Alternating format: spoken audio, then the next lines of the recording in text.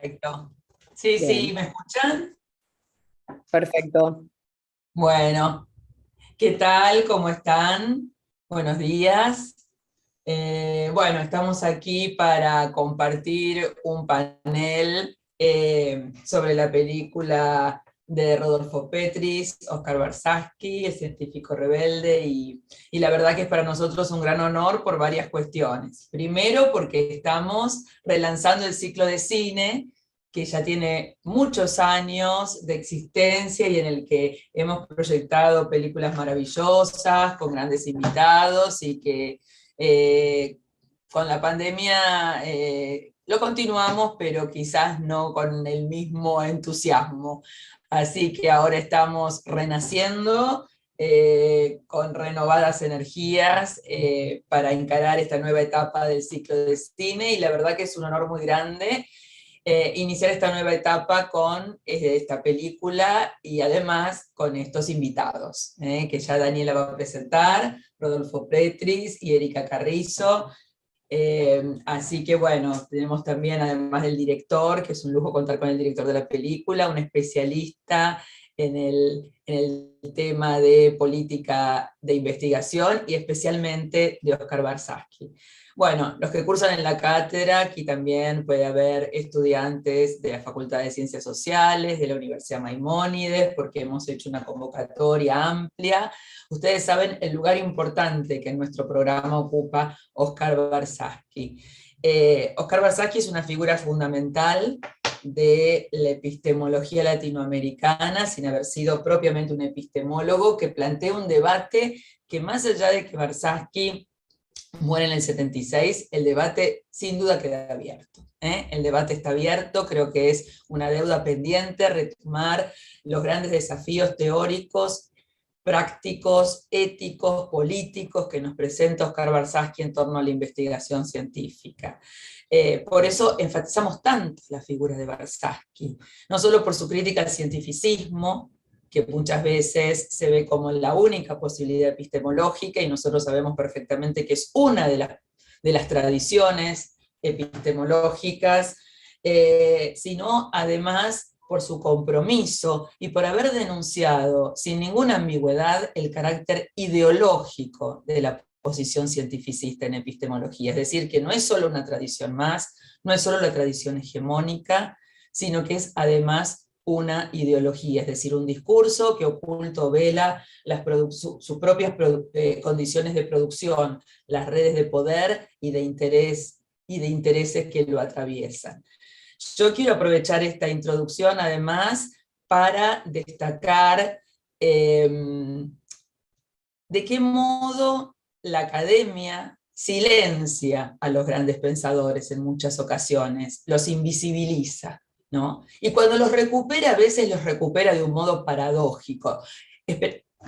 Entendemos que no es este nuestro caso, ¿sí? Que esto yo lo siento casi como un acto reivindicatorio, porque Barsavsky fue muy injustamente silenciado durante mucho tiempo y cuando se lo recuperó hace unos años en gobiernos pasados, fue en el marco de políticas que contradecían explícitamente en algunos casos las propuestas de Barsavsky. Es decir, se usó su nombre, su prestigio, para proyectos que decían una cosa y terminaban haciendo otra.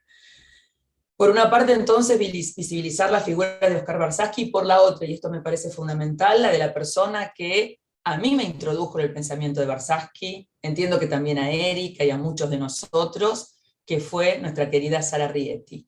Sara Rieti, doctora en química, una mujer fundamental en ciencia y tecnología, porque ella con su energía participó en la creación del Centro de Editor de América Latina con Boris Spivakov, fue discípula directa de Barsavsky, colaboradora directa y asumió el legado de mantener vivo su pensamiento, que con toda modestia creo que nosotros ahora, ¿no es cierto?, con Erika tratamos de continuar, por supuesto no estamos a la altura de la maestra, pero acá estamos haciendo el trabajo del modo más digno que podemos.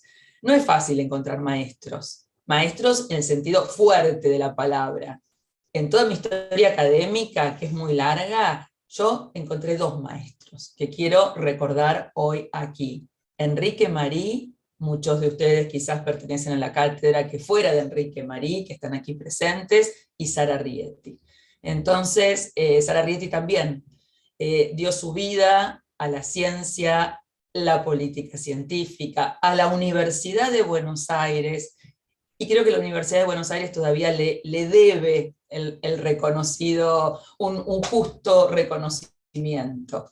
Nosotros intentamos desde acá mantener viva su figura con todo el cariño y la admiración, porque gracias a ella se nos hizo tan cercano Barsaski. No es una cuestión nada más de leer sus libros, lo sentimos casi próximo o muy próximo gracias a toda esta tarea enorme que llevó adelante Sara Rietti. Así que espero que esto valga como un homenaje a los maestros que cada uno de nosotros hemos encontrado en la vida, muy especialmente en este caso a Sara Rietti y por supuesto a la figura de Oscar Barsaski. Así que bueno, ahora le doy la palabra a Daniela, que va a presentar a los panelistas, y nos va a decir un poco la modalidad del debate. Bueno, muchas gracias por la presencia.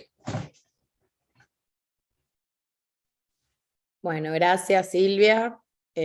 Como les comentaba, ahora para el panel, nosotros cuando estábamos en la presencialidad, la modalidad en general era ver la película todos juntos, juntas. Bueno, ahora esto lo bueno es que nos da la oportunidad para tener un panel un poquito más desarrollado, donde vamos a poder tener oportunidad para repreguntar. Contamos con la presencia de Rodolfo, el director de la película, y el coprotagonista, como decía Juan hace un rato, junto con Oscar, y también con la presencia de Erika Carrizo, que ella es directora nacional de proyectos estratégicos del Ministerio de Ciencia, Tecnología e Innovación. Creo que puede ser un panel muy, muy interesante, y lo que les voy a proponer como modalidad, ahora Rodolfo va a decir algunas palabras, Erika también, y luego vamos a abrir a preguntas. Los que les voy a pedir es que si tienen preguntas, comentarios, se las anoten y aguarden al momento de abrir las preguntas para tener un intercambio más ordenado, etc. Bueno, paso a darle la palabra a Rodolfo. Bueno, hola, buenos días a todos. Gracias por la invitación, gracias Silvia por convocarme, gracias Daniela, gracias Juan y otros docentes de la cátedra. El honrado soy yo, el que hayan decidido tomar la película como material programático para los estudiantes. Cuando decidí hacer una película sobre Barsaski, creo que en alguna medida era algo que tenía en mente, ¿no? Que la película pudiera servir para traer a la actualidad de un modo más ameno, más amplio, el pensamiento de Oscar Barsaski, ¿no? Una forma de presentar a un personaje, un pensamiento, una época, de una manera quizás más dinámica que la mera lectura de un texto, ¿sí? En ese sentido fue la idea de hacer esta película en alguna medida. Y la encaré con esa perspectiva, ¿no? Haciendo una investigación, creo que rigurosa, pero también pensando un poco en la posibilidad de comunicación de esas ideas que están por ahí dando vuelta. Así que en ese sentido me pone muy feliz y muy contento que la hayan valorado en ese sentido, ¿no? También quiero agradecer fundamentalmente, especialmente a Silvia y Erika, que fueron parte de la génesis de la película, que muy gentilmente hablé con ellas para la realización de la película, que me transmitieron lo que sabían de Barsaski, que es mucho más de lo que sé yo de Barsaski, indudablemente. Yo hice una película, pero me parece que hay gente que lo ha estudiado más en profundidad. Lo mío fue una suerte de presentar una suerte de un fresco de un personaje, desde diferentes aspectos, de diferentes lugares, desde conocimiento teórico, de ideas propias en sus textos, de gente que lo conoció en persona y nos transmitió en alguna medida una dimensión humana del mismo. Así que bueno, nuevamente ya les agradecí en su momento, Erika y Silvia, les agradezco de vuelta ahora que las tengo acá frente a la cámara. Creo que, creo que parte del resultado de la película tuvo que ver con eso también, ¿no? Con un montón de gente que colaboró para la misma, y que, al menos a lo que es a mí, me alumbró y me ayudó a entender un poco mejor el pensamiento de Barzaghi, el pensamiento de la época en que se desarrolló ese pensamiento, ¿no? Decidí hacer la película no tomando a Barzaghi solamente como una pieza, o no tomando a Barzaghi como una pieza de museo, ¿no? O como solamente un hito en la historia de las ideas que quedó por allá, allá lejos y hace tiempo, sino que lo tomé pensando y creyendo que sus palabras, sus pensamientos, sus conceptos tienen vigencia para pensar el presente argentino y para pensar un posible futuro argentino.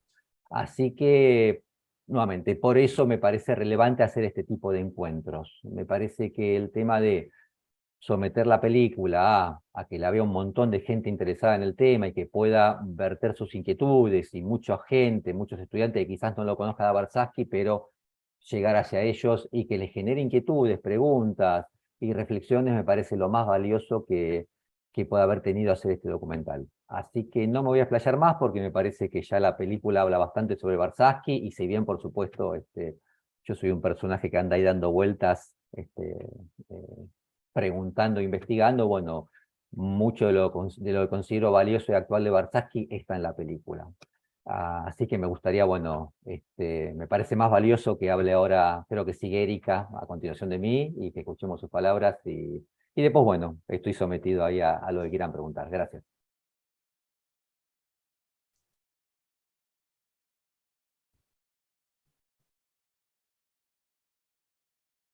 Gracias, Rodolfo. Bueno, Erika. Bueno, ¿se escucha ahí? ¿Sí? Buenísimo. Perfecto. Bueno, yo me voy a extender un poquito. Ustedes me cortan, digamos, cuando sea necesario. En principio también arranco agradeciendo, obviamente, al grupo de trabajo de la Cátedra Rivera por la organización y la invitación a participar parte de esta jornada, a ser parte de esta jornada, digamos, a Silvia, Daniela, Ingrid. Gracias por el trabajo de difusión y por proponernos debatir el pensamiento de Oscar Barzaghi, siempre un pensamiento tan iluminador, ¿no? Tan disruptivo. También felicitaciones a Roberto por aportarnos este material tan valioso que nos ayuda a continuar debatiendo y difundiendo el pensamiento de Oscar Barzaghi, y creo que este documental es una excusa, ¿no? Un disparador para retomar el estudio de Oscar Barzaghi, que, si lo tendríamos que resumir en una palabra, fue un científico que se propuso desde la ciencia aportar a la construcción de un mundo diferente, de un mundo mejor. Esa fue su gran apuesta, y también la de los diferentes equipos de trabajo que lideró Oscar Barzaghi durante su corta vida. Esta es una de las principales cosas a remarcar de este pensador. El carácter colaborativo y el carácter colectivo de Oscar Barzaghi, porque era una persona que no pensaba ni hacía en solitario, estaba permanentemente trabajando junto a otra gente y trabajando también para otros, digamos. El leitmotiv de Barzaghi, como bien lo muestra el documental, era construir, aportar a través de la ciencia y la tecnología a una sociedad diferente. Una de las personas conocidas que trabajó junto a Oscar Barzaghi y que fue la principal difusora de su pensamiento en Argentina y en América Latina fue Sara Rieti, ¿no? Y muy increíblemente, Sara no aparece en el documental. Esto tengo que ser muy honesta, digamos, al marcarlo. Para mí fue muy sorprendente, incluso me sentí muy incómoda, porque a medida que iba viendo el documental, esperaba la frutilla del postre, es decir, esperaba el relato de Sara Rieti, y no aparece. No aparece, la verdad que fue realmente sorprendente, muy movilizante. Y Sara Rieti fue, digamos, fundamental para conocerlo a Oscar Barzaghi. Yo creo, me animo a decir con plena seguridad, que a todos aquellos que estudiamos a Oscar Barzaghi en la Argentina y que tuvimos algo que ver aplicando su pensamiento en diferentes líneas de acción, algo tuvimos que ver con Sara Rieti. O sea, ella estaba presente en todos lados. Entonces, la verdad que es muy difícil hablar de Oscar Barzaghi sin hablar de Sara Rieti. Pero yendo a cosas más concretas, yo me voy a detener en algunas de las ideas que aparecen en el documental y que me parece que son importantes para enriquecer el debate. Arranco primero con una contextualización de este pensador. Fue uno de los principales representantes de lo que hoy conocemos como pensamiento latinoamericano en ciencia y tecnología. En la bibliografía lo van a encontrar como pensamiento latinoamericano en ciencia, tecnología y desarrollo. como pensamiento latinoamericano en ciencia y tecnología y sociedad. Es interesante porque esta diferente titulación tiene que ver con peleas de egos, de grupúsculos que trabajan estos temas, tiene que ver con cuestiones ideológicas, digamos, por eso le agregan sociedad, desarrollo, dependiendo de lo que hacen ellos, pero esto no tiene nada que ver con el movimiento en sí, ¿no? Un movimiento entonces que emerge a fines de los 60 y principios de los 70 en América Latina.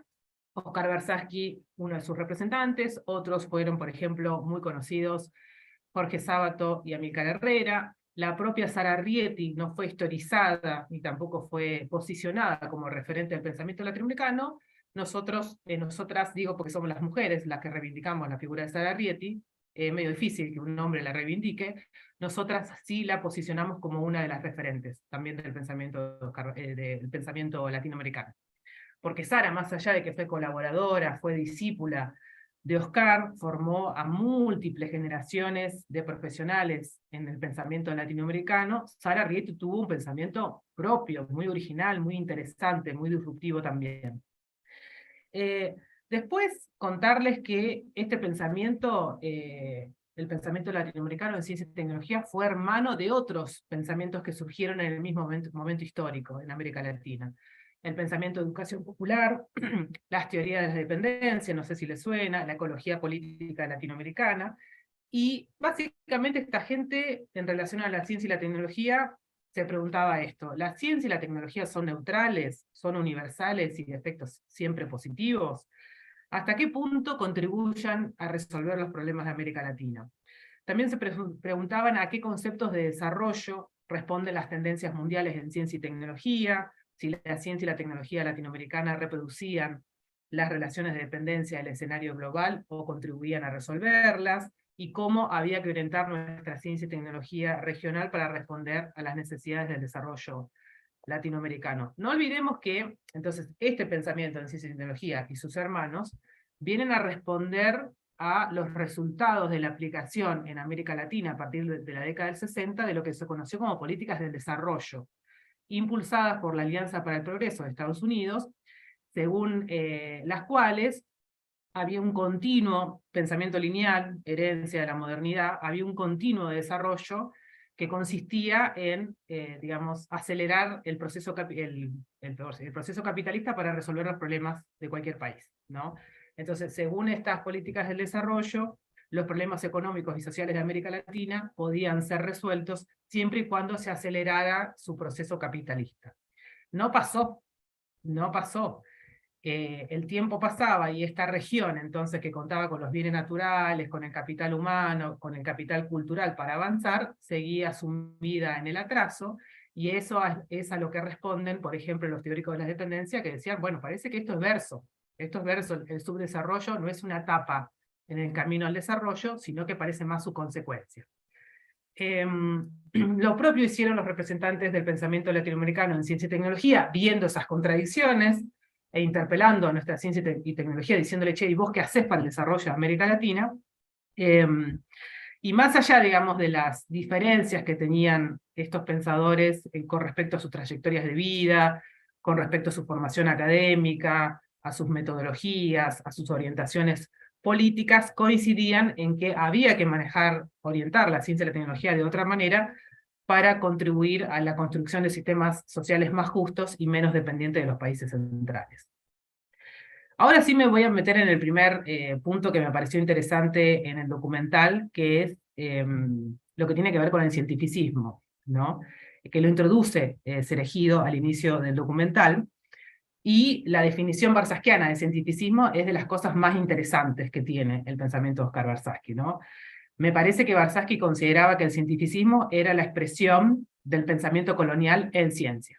Y él dice, voy a nombrar algunas frases asociadas a la definición del cientificismo. Acuérdense, lo dice en el 69. El cientificista es el investigador adaptado al mercado científico, que renuncia a preocuparse por el significado social de su actividad, desvinculándola de los problemas políticos.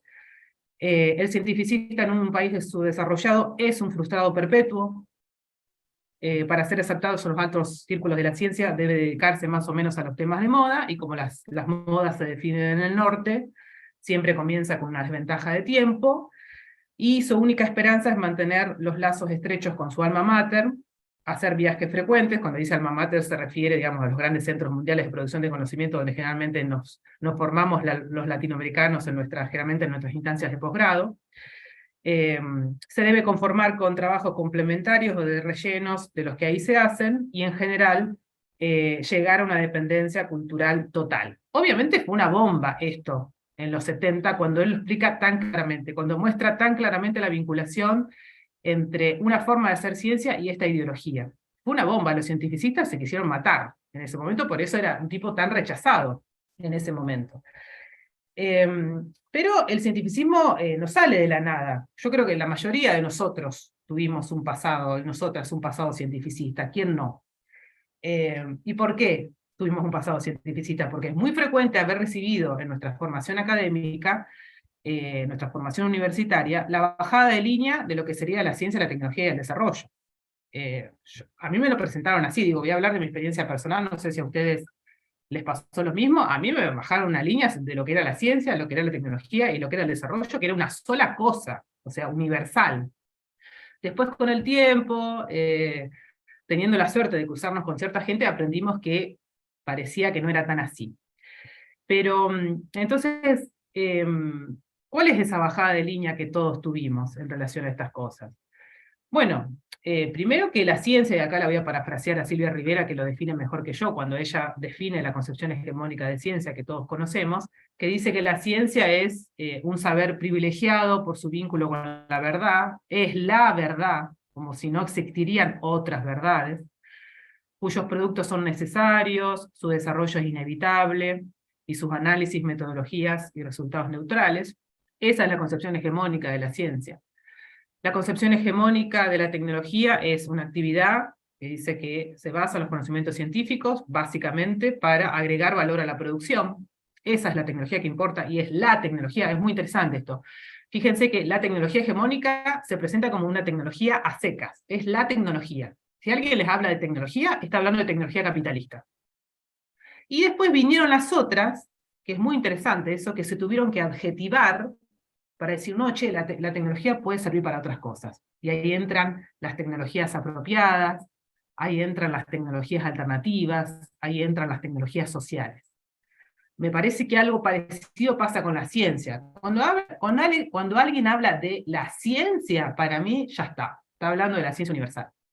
Y cuando la ciencia viene seguida de algunas preguntitas, de algunas contradicciones y demás, y ahí uno dice, bueno, acá hay una esperanza, porque esta gente se está interpelando, está diciendo, che, ¿se puede hacer ciencia diferente? ¿Hay un solo tipo de ciencia? ¿Qué vínculo tiene la ciencia con el territorio y con los problemas del territorio? El cientificismo y la concepción de ciencia universal trabajan en un solo contexto, que es el contexto universal. Para el cientificismo y para la definición hegemónica de la ciencia, el territorio no tiene lugar. Hay uno solo, el territorio global. Y después está la concepción de desarrollo, ¿no? Que la concepción hegemónica de desarrollo también es muy conocida por todos nosotros.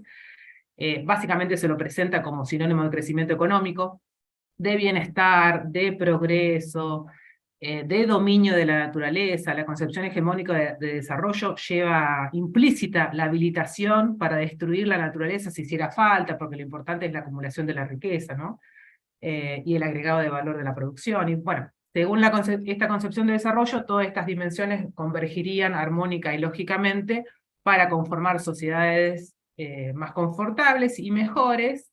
Y la pregunta que nadie se hace es ¿mejores con respecto a qué?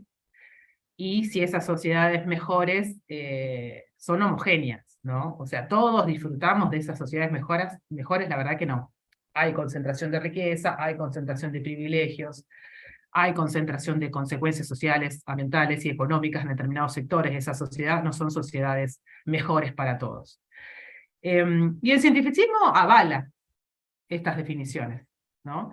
Y niega, como referenciaba Silvia al inicio, niega su funcionalidad a la estructuración del proyecto capitalista.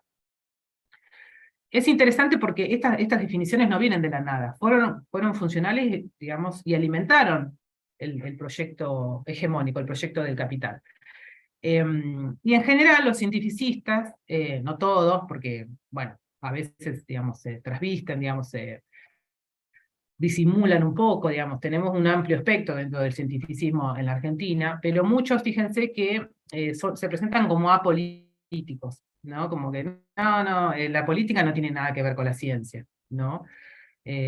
Como si fuera posible que la política y la ideología, digamos, estuvieran desprendidas de la naturaleza humana, como si fuera posible que nosotros al hacer ciencia nos despegáramos de las dimensiones políticas e ideológicas que forman parte de nuestra naturaleza.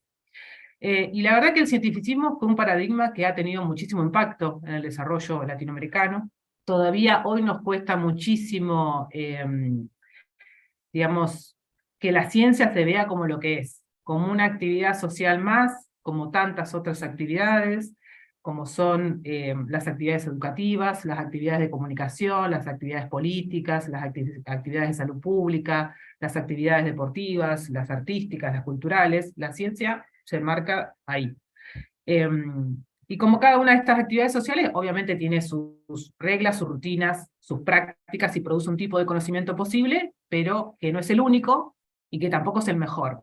Todavía nos cuesta hacer entender eso. Obviamente los que pensamos así tenemos una ideología determinada, no está desvinculada de cuestiones ideológicas de esta mirada, y porque, digamos, nos cuesta tanto porque todavía, digamos, nos cuesta desestructurar esa idea que nos puso al conocimiento científico por encima de los otros saberes, ¿no? De los saberes que vienen del territorio, los saberes que vienen de los cuerpos, los saberes comunitarios, los saberes del ámbito de la política, de la gestión, de la militancia. Es como que la ciencia los mira a todos desde arriba, ¿no? Yo te miro ahí a ver qué estás haciendo ahí abajo.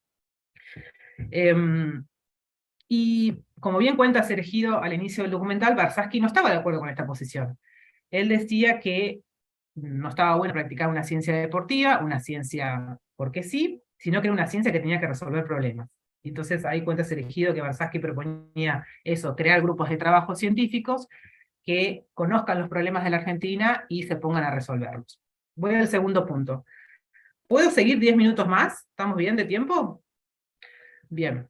El segundo punto que me interesó también del documental es precisamente esto que plantea Barsaski de vincular la ciencia a los problemas del desarrollo. Y para mí, digamos, esto se vincula, esta propuesta, en esto que vio Barsaski de forma muy anticipada, que si bien América Latina, digamos, estaba impulsando desde la segunda mitad del siglo XX el desarrollo científico y tecnológico latinoamericano, y podemos decir que hoy en día tenemos excelentes capacidades científicas y tecnológicas, lo cierto es que tenemos dificultades para vincular esas capacidades con los problemas de nuestras realidades políticas, económicas y sociales. Explican esa desconexión entre oferta y demanda, parte de la historia política de América Latina, con ciclos de desarrollo dependiente que están caracterizados por una inestabilidad muy frecuente. Hablo de neoliberalismo, antes del neoliberalismo, bueno, está de la mano las dictaduras, la alternancia entre dictaduras, corrientes neoliberales, y también esta desconexión entre oferta y demanda, esta desconexión entre nuestro desarrollo científico-tecnológico y los problemas locales, también es el resultado de un predominio de una lógica académica en la definición de la política de ciencia y tecnología. Esa lógica academicista es hija del cientificismo. Entonces, el cientificismo no solamente ha influenciado en la formación de nuestros científicos y científicas, sino también en la definición histórica de la política de ciencia y tecnología en la Argentina y en América Latina, que básicamente cree que lo más importante es ampliar entonces la frontera del conocimiento mundial, porque de eso se trata, ¿no? Acá es interesante, Silvia un poco lo referenció hace un poquito, cuando decía que en los últimos años se retomó el pensamiento de Oscar Barsaski. Yo creo que ella se refería, digamos, a las publicaciones, ¿no, Silvia? O a las iniciativas, digamos, del Ministerio de Ciencia, hace unos años atrás, cuando retomó, digamos, el pensamiento latinoamericano, y publicó, acá tengo los libritos, se los voy a mostrar, están en digital si los necesitan. De hecho, hace unos años se publicaron 3 obras del pensamiento latinoamericano de Jorge Sábato. Esta fue la primera obra que reeditó el Ministerio de Ciencia, el pensamiento latinoamericano en la problemática de ciencia, tecnología, desarrollo, dependencia. Después vino el segundo librito, que fue una reedición de estilos tecnológicos de Oscar Barsaski, y el tercero fue uno de Amílcar Herrera, que es Ciencia y Política en América Latina. Creo que es interesante lo que plantea Silvia, porque dice, bueno, se retomó el pensamiento, pero las políticas no coincidían, es lo que ella manifiesta, no coincidían con Una cosita, no. Yo creo que fue muy importante en un nivel, digamos, de gestión de personas comprometidas. Todo eso lo quiero, porque por ahí lo dije muy rápido. Creo que hubo un nivel de personas realmente comprometidas con el pensamiento de Warshawski, que impulsaron publicaciones y que realmente tenían toda la intención de poner en primer lugar la figura de Warshawski. Pero se dio la paradoja, y lo voy a decir con nombre y apellido, que teníamos un ministro, Lino Baraneao, que andaba por el mundo diciendo que no veía ningún problema que el CONICET formara becarios, achicando la entrada a carrera, que después vayan a trabajar a las industrias, a las empresas, ¿no? Y propiciaba un tipo de política que realmente era contraria a la iniciativa de Warshawski. Entonces a mí me hacía ruido eso, más allá de que realmente creo que hubo muchas personas vinculadas a la gestión que tomaron con toda responsabilidad y que se visibilizó la figura de Warshawski, pero había una especie de contradicción performativa en lo que eran la primer plana del poder, ¿no? Y eso a mí me complicó, digamos, ¿no? Porque siento que lo que se trataba de hacer, y tratábamos yo también desde la universidad, de buena fe, digamos, ¿no? De impulsar la figura de Warshawski, las autoridades del ministerio, ¿no? Las autoridades, ¿qué pasaba? ¿No? Nos usaban un poco para darle toda una cosa supuestamente progresista a la ciencia y la tecnología cuando estaban pactando con empresas. Lo dije simplemente por eso, pero no porque no se haya ayudado a difundir y eso, ¿no? Porque por ahí lo dije un poco rápido. No, estoy bien, lo retomo porque me parece... una interrupción. No, está bien, lo retomo porque me pareció muy interesante, yo coincido y ahora quiero introducir un concepto, digamos, que nos ayuda a ver esto que marca Silvia Rivera. En principio decir que estas publicaciones, y bueno, también se hicieron otras cosas en ese momento, como impulsar investigaciones que apliquen el pensamiento el pensamiento latinoamericano, y sacamos un picto, Placted, me acuerdo en ese momento, que fue muy difícil, muy difícil. Por eso está bueno la diferencia que plantea Silvia. Una cosa es la primera línea de las políticas de ciencia y tecnología, después están los técnicos, la que la reman ahí abajo, ¿viste? Para que algo salga. Yo en ese momento estaba en un lugar por el estilo. Esta colección Placted de los libros que mostré hace un poquito fue idea de Sara Rieti. A Sara Rieti se le ocurrió. De hecho, ella fue la que nos facilitó los vínculos con las familias de estos tres pensadores para que nos habiliten a reeditar los libros, porque no podíamos salir a reeditar porque si no más. Entonces ahí nos habilita la hija de Sábato, nos habilita Edith Warshawski, que fue una de las hermanas de Oscar Warshawski, nos habilita Alejandra Herrera también a republicar el libro de Amílcar Herrera. Pero refiriéndome a esto que estábamos acá peloteando con Silvia, sí, hay contradicciones, y eso siempre lo van a ver. Por eso es muy interesante aplicar un concepto que para mí, digamos, no se aplica tanto, y es una lástima, que no es de Oscar Warshawski, pero sí que es de Amílcar Herrera, que es la diferencia que él hace entre política científica, se puede aplicar a la política tecnológica también, implícita y explícita. La explícita es lo que se dice que se hace, ¿no? Lo que dicen las declaraciones gubernamentales, los planes de desarrollo, ¿no? Eso es lo que se dice que se hace. Y después está eso es lo explícito, es la política explícita. Y después está lo que se hace, que es otra cosa, es la política implícita. Y ahí generalmente hay contradicción entre la política explícita y la política implícita. Yo me animo a decir, en un sentido histórico, sin diferenciar entre gobiernos, porque para mí lo estudié bastante y lo vi en todos los gobiernos, es que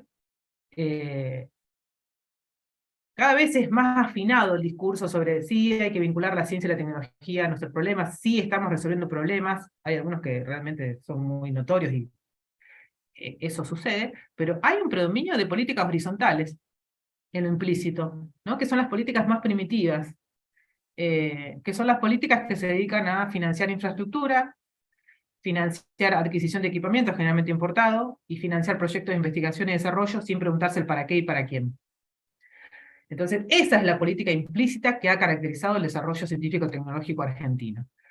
Y la explícita, lo que se dice que se hace, es otra cosa. ¿no? Si uno rasca y se pone a estudiar y se pone a buscar indicadores y se pone a decir, che, sistémicamente, ¿qué problema estamos resolviendo? Y ahí la cosa se complica. Ahí la cosa se complica. Pero bueno, esta es una de las cuestiones que también planteaba Barsaski, ¿no? Y como les decía, tenemos problemas sistémicos al día de hoy para que nuestra ciencia y tecnología se oriente a resolver problemas. Una de las cuestiones, yo los he planteado en el marco del propio Ministerio de Ciencia y Tecnología, es que tenemos que dejar de orientar la ciencia y la tecnología por sectores estratégicos, por unas cosas re grandes, re amplias, sino plantear problemas. Es decir, proponerle a la comunidad científica y tecnológica, yo tengo este problema ambiental, este problema económico y este problema social, quiero que me ayudes a resolver esto. Pero, ahí hay una cosa interesante, si nosotros querríamos hacer eso, tendríamos problemas. ¿Y por qué tendríamos problemas? Porque no conocemos los problemas del territorio. No es un juego de palabras, es una realidad. Esto lo dice Peter Evans, lo anticipó Barsaski, obviamente, muchos años antes, pero Peter Evans es un concepto que nosotros tomamos de él, que es el Estado tiene problemas de enraizamiento social, económico y ambiental. ¿Qué significa? Que no conoce los problemas del territorio. Entonces, ¿cómo vamos a orientar la ciencia y la tecnología por problemas si no conocemos esos problemas? Ahí tenemos un problema de enraizamiento y de diagnóstico. Y otra de las cuestiones también que están vinculadas a la falta de enraizamiento es que a lo largo del desarrollo científico y tecnológico latinoamericano fueron quedando ausentes las preguntas sobre la importancia del territorio y las preguntas sobre la importancia o la relevancia de la ciencia y la tecnología que practicamos.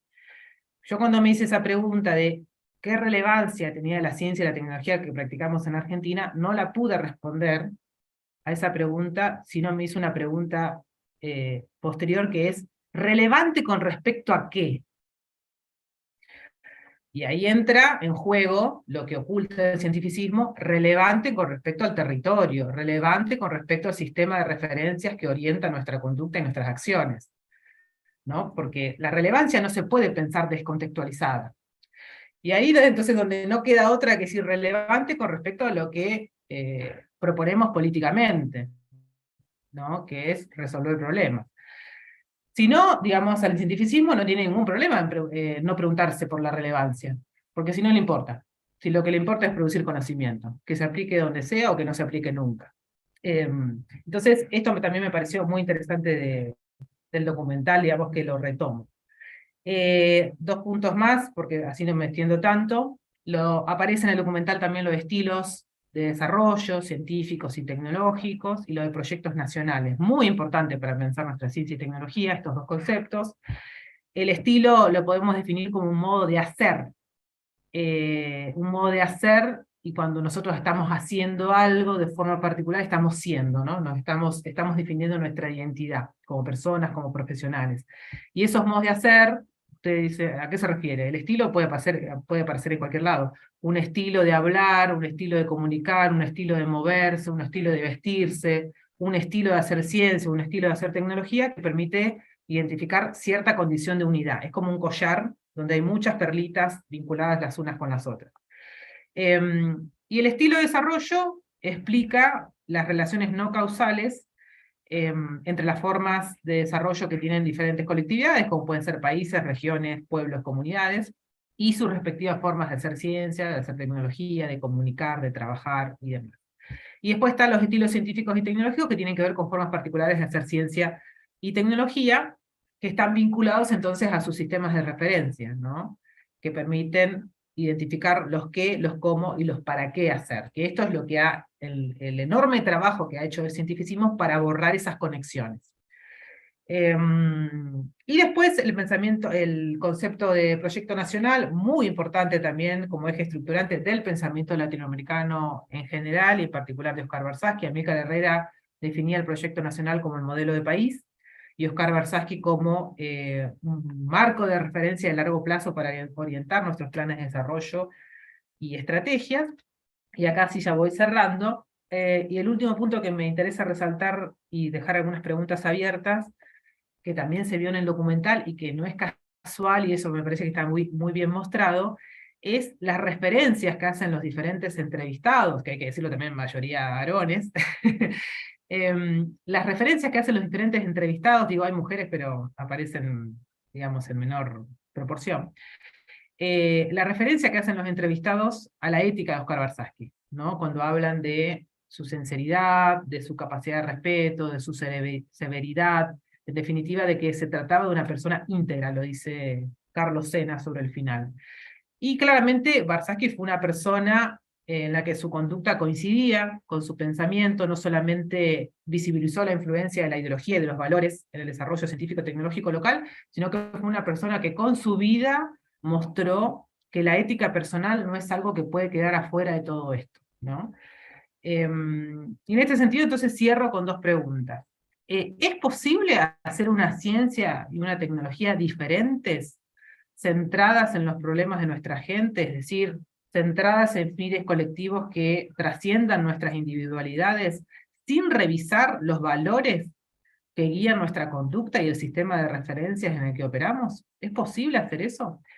Y la segunda pregunta es, ¿cuánto de todo esto tiene que ver con la ciencia y la tecnología y cuánto con los valores humanos que orientan nuestro desarrollo, ¿no? Para mí ahí hay un tema a revisar. Bueno, eso por ahora, así que si quieren ahora podemos debatir. Gracias.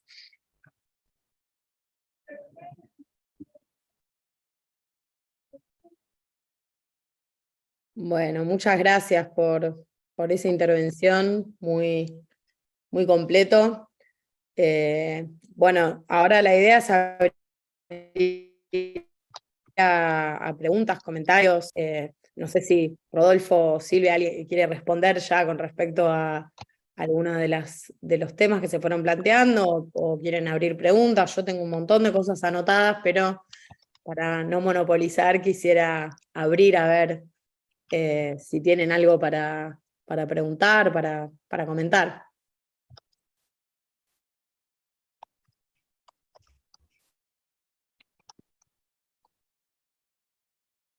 Bueno, voy yo, ya que estamos, porque... ¿Cómo hacemos, Daniela? Perdón, esto es una cuestión operativa. Lo escriben en el chat, levantan la mano los participantes, a ver si... Sí, yo ¿Cómo diría nos organizamos? ¿Cómo te parece? Porque por ahí no saben bien cómo efectivizar su pregunta, comentario, etcétera. No, está muy bien lo que decís. Es esto que del cambio de plataforma, ¿no? Del cara a cara al Zoom. Si les parece, lo que podemos hacer es, se anotan en el chat. Como dicen, yo quiero yo, y yo ya después les voy dando la palabra al que... Que no noten la pregunta, sino que digan, que se identifiquen, digamos, decís vos, ¿sí? Claro, que se identifiquen, así ya después les damos la palabra. Perfecto. Obviamente, Bueno, si entonces quieren, ya saben, ¿eh? Dale, si prefieren también ponerlo en el chat pueden, pero bueno, es ideal que también aprovechen para hablar y bueno. Diálogo, ¿no? Y no solo escribir, por eso yo pensaba que está bueno no solo escribir, si alguien no se anima o algo, escribe el comentario o pregunta, pero si lo quiere decir a viva voz, me parece perfecto, ¿sí? También. Dale. Así que bueno, dale, hacemos... Una cosa, sugiero que pongamos un límite para intervenir, un límite de algunos minutos, para que pueda circular más la palabra, y en todo caso, si después sobra tiempo, volvemos a intervenir los que ya intervinimos. Dale, ¿les parece 5 minutos? ¿Es mucho? Sí, bueno, acá estoy viendo con mucha alegría muchos que se han anotado. Sí, sí, sí. Bueno, vamos viendo. Si vemos que alguien se extiende, le decimos, pero en principio abramos el debate. Dale. Bueno, yo me guardo entonces mis comentarios para luego. Le damos un poco primero la palabra, ¿te parece? Al público y después participamos, si hay tiempo, los de la cátedra y bueno. Dale, bueno, Silvia. No, estaría Milagros. No, Milagros, me parece. No, hay una Silvia que no es... Nos acordamos para el tiempo. Hay una Silvia no es Rivera. Sí. Claro, perfecto, perdón. Hola, ¿qué tal? Buenos días. Bueno, un placer, antes que nada, haberlos escuchado un poco a todos. Y a mí el cuestionamiento, la pregunta que yo hago es a Rodolfo Petritz, ¿qué fue lo que motivó, lo que movilizó a hacer un documental de Barsaschi, de toda su... ¿Cuál fue el motivo que hizo querer hacer un documental sobre esa persona. ¿Qué quiso mostrar, aparte, un poco en este documental? Bueno, hola, gracias Silvia por tu pregunta. Mira, un poco el detonante del documental fue mi primer acercamiento que tuve a la obra de Barsaski allá por fines de los 90.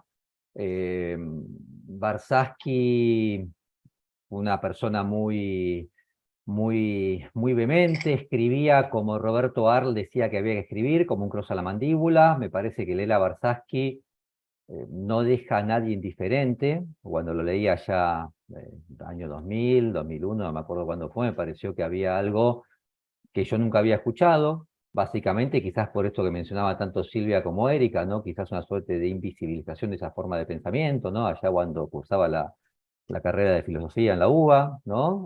Encontrarme con un pensador de la historia de la ciencia argentina, un epistemólogo también, que venía a decir algo distinto, ¿no? Ahí es como que me quedó dando vuelta un poco esto que decía Barsaski, o esto que leí, básicamente Ciencia Política y Cientificismo, este libro tan famoso y quizás el libro de entrada a Barsaski, no es lo primero que uno lee sobre Barsaski, es ese libro, realmente, ¿no? Y después se va metiendo un poco más en otros de sus textos. Así que ahí tuve una primera llamada de atención sobre este pensamiento tan importante, ¿no? Y por supuesto, a través de Barsaski después uno ingresa a otros pensadores de la época, lo cual también son muy valiosos, ¿sí? Después, bueno, ya me dediqué a cuestiones de ciencia y tecnología cuando era periodista de ciencia y me parecía que era importante traer el pensamiento de Barsaski. Esto ya estoy hablando del año 2012, 2013, me parece, ¿no? Como para repensar un poco ciencia, tecnología y su relación con la sociedad. Y bueno, ahí estaba el germen de este documental. Y bueno, me parecía nuevamente un poco en función de lo que ya mencioné un poquito antes, quizás un poco abundando en lo que dijeron Silvia y Erika, ¿no? Que me parece un pensador fundamental y que nos puede ayudar a pensar el presente y el futuro, fundamentalmente, ¿no? Así que eso fue la idea de hacer un documental sobre Barsaski. No tomarlo como la Biblia revelada, ¿no? Que está ahí, que es inmodificable, ¿no? Y que no hay que juzgarlo tampoco, sino como traerlo al presente y traer al presente toda esa potencia que tiene ese pensamiento, como dice uno de los entrevistados en el documental, como dice Diego Hurtado, ¿no? Y que eso pueda servir como punto de partida para pensar, nuevamente, qué país queremos, a dónde queremos llegar y cómo la ciencia y la tecnología tienen que colaborar activamente en ese sentido. Eso es básicamente el objetivo del documental y por eso decidí hacerlo. Bueno, gracias por la pregunta, la respuesta. Milagros, no sé si estás por ahí. Hola, soy Milagros. Bueno, una de mis preguntas era justo la que preguntó la compañera. Y también yo quería saber cómo fue la búsqueda de los cercanos a Barsaski y cómo reaccionaron ellos ante esta idea, el proyecto, la convocatoria. Empiezo respondiendo la segunda pregunta, quizás. Me pongo en la reacción, al menos de los cercanos, ¿no? Con cercanos me imagino que te referís a gente que lo conoció específicamente, ¿no? O a familiares. Mira, la primera reacción creo que fue de sorpresa, de que alguien, ya habían pasado, bueno, el documental lo empecé por el 2019, 2018, me acuerdo, ya habían pasado 42 años de la muerte de Barsaski, ¿no? Se sorprendieron, ¿no? Sí, un documental sobre Oscar, ¿no? Sabían muy bien por qué, ¿no? No sé si que no sabían por qué. La primera reacción fue de sorpresa. Eso sí lo quiero mencionar, ¿no? Y después, por supuesto, fue una reacción de ponerse al servicio del documental.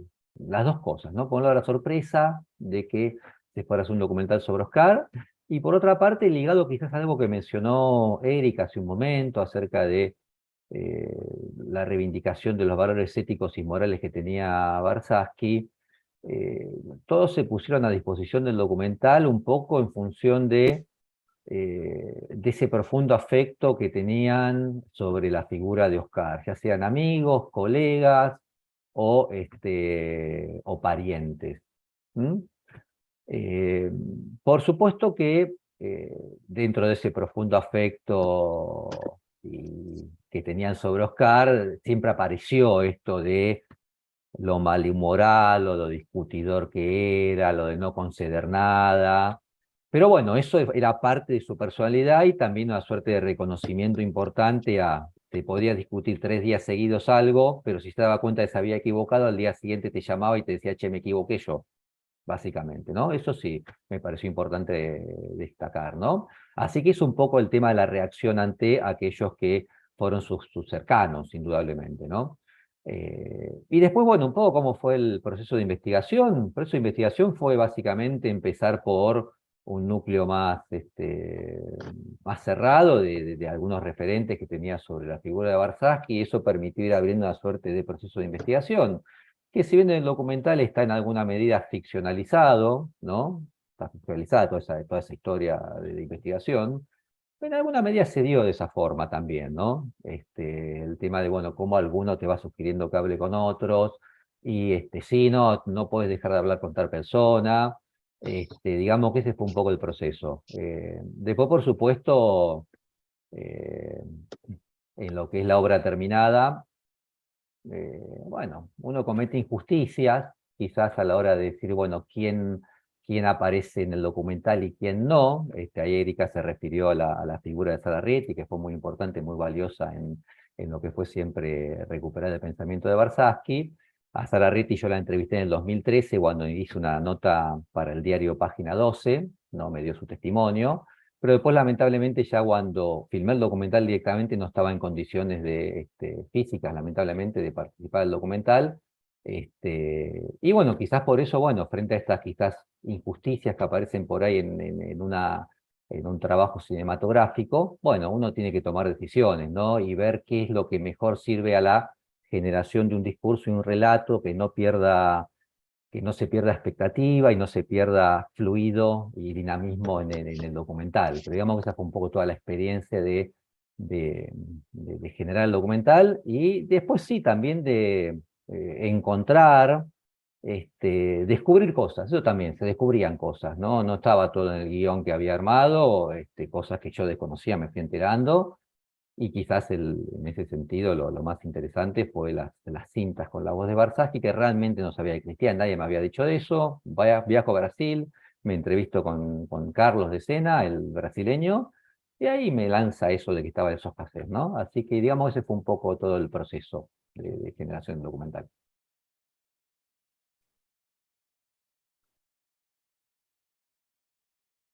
Muchas gracias.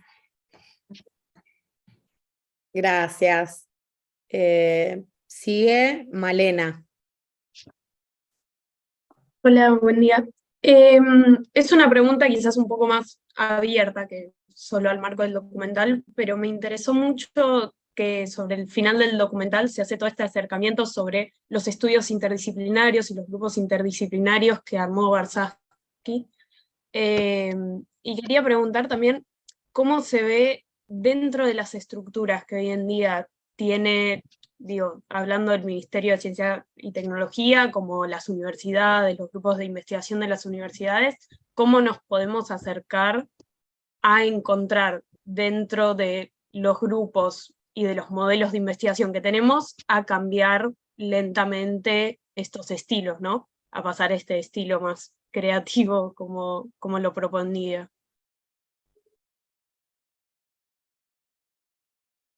A mí me parece que es una respuesta más interesante que respondan tanto Erika como Silvia, así que les dejo la palabra a ellas. Sí, arranco, lo voy pensando, ¿no? Porque una pregunta muy interesante, que yo creo que también me la hice hace muchos años atrás, cuando empecé a trabajar en el Ministerio de Ciencia, así que te puedo dar algunos tips con respecto a eso. Yo creo que para cambiar esto hay que disputar el poder. Un poco disputar, porque es muy difícil, si no, digamos, sin llegar al poder, digo, sin llegar a los estamentos de toma de decisión, hacer los cambios que hay que hacer, que son muchísimos, digamos. No digo que todo el mundo lo tenga que hacer, digo, pero una posibilidad es esa, digamos. Yo, por ejemplo, empecé a trabajar en el Ministerio de Ciencia hace 15 años atrás, primero con una pasantía, después pude ir haciendo diferentes cosas, coordinar este programa de pensamiento latinoamericano inicialmente, después coordinar un programa de desarrollo sustentable. Hoy estoy a cargo de una Dirección Nacional de Proyectos Estratégicos que hace las cosas de manera diferente. O sea, también hay que estudiar eso, ¿no? Porque uno puede caer, digamos, en la queja permanente y decir, es todo lo mismo, pero si uno es micromolecular, y dice, che, a ver qué hace a ver qué política implementó, a ver qué acción, se ven diferencias, ¿no? Eso es importante marcarlo. Entonces, parte del juego me parece que es disputar el poder, disputar esos espacios, y les hablo en particular a los jóvenes, justo en el momento, digamos, en que estamos atravesando actualmente, digamos, donde la juventud está muy enojada, digamos, muy marginada laboralmente, digamos, eso después, si quieren les paso una nota muy interesante de Nathanson, que salió en el Le Monde Diplomatique, donde explica que parte de todo esto, digamos, se vincula al ascenso de este candidato que nos tiene tan preocupados a todos y a todas, que tiene que ver con, bueno, que hemos perdido conexión con la juventud, ¿no? Y eso hay que criticárselo también a la gente que se mueve en el ámbito de la política de ciencia y tecnología, que es, bueno, a mí me parece que no le dejan mucho el espacio a los jóvenes. Pero no es una crítica a los que hacen política de ciencia y tecnología, es una crítica a los jóvenes también. Es decir, che, hay que entrar a los codazos, nadie te va a venir a regalar nada. Entonces, me parece que hay que ahí, tenemos que unir esos vínculos intergeneracionales, que era lo que hacía muy bien Sara Rieti, ¿no? Sara trabajaba con múltiples generaciones, era una persona muy solidaria, muy humilde, y ella formaba gente en todo el sentido de la formación de una persona, no solamente desde el punto de vista académico, sino también desde el punto de vista ético. Te mataba la mina. A mí me ha recagado a pedo, con perdón de la palabra, muchas veces, marcándome el rumbo, diciendo, ojo con lo que haces. No es solamente hablar bien y escribir bien, ojo con lo que haces, vos que te movés en el ámbito de la gestión.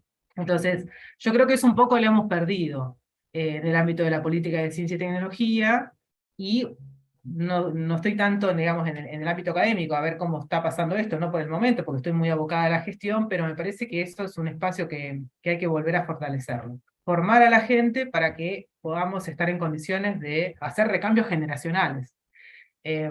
No sé si te di un tip, digamos. Igual lo sigo pensando.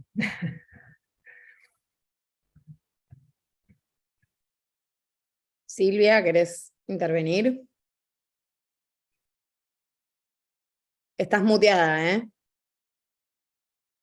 Creo que está Juan antes, pero No, bueno. no. Bueno, comento algo breve y después ya Juan te paso la palabra.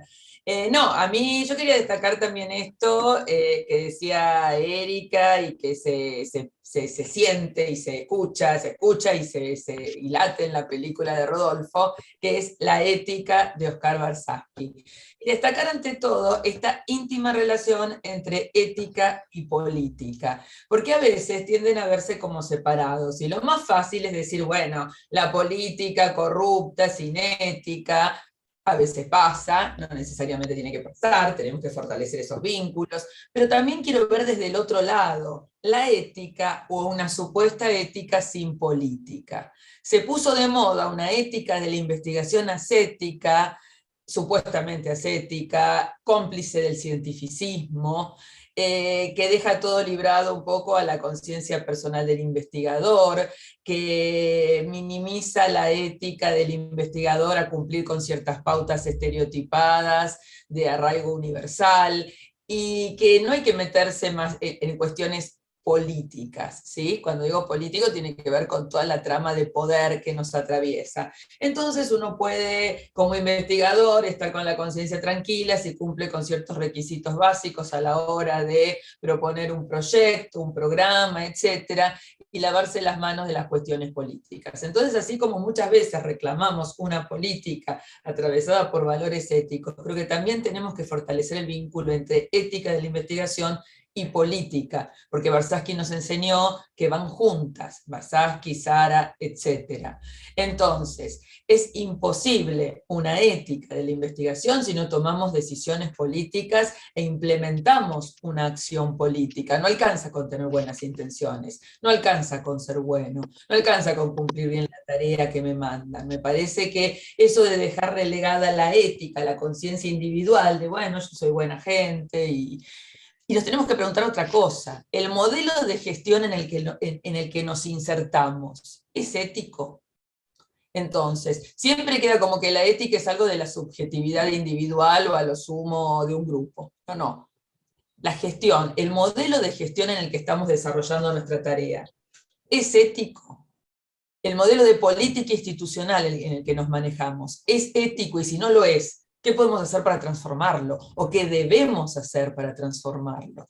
Entonces, por supuesto, no va a ser fácil. Yo también tengo mis fuertes contradicciones. Durante mucho tiempo apelé a la estrategia de militancia microfísica, ¿sí? Micropolítica, en el sentido de la resistencia Foucaultiana, de la guerra de trincheras de Gramsci, y a esta altura de mi vida estoy un poco cansada, porque veo que, y lo digo así, ¿no? Que los logros están, pero yo ya quisiera ver otro tipo de logros, ¿no? Mucho más contundentes. Me estoy planteando si, como dice Erika, no hay que disputar el poder de un modo mucho más franco, más abierto y más potente.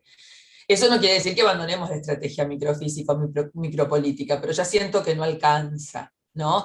Y me quiero referir muy especialmente, si me dan unos minutitos, a la universidad pública. Ustedes saben que esta actividad se enmarca en la Cátedra de Introducción al Pensamiento Científico del Ciclo Básico Común de la Universidad de Buenos Aires.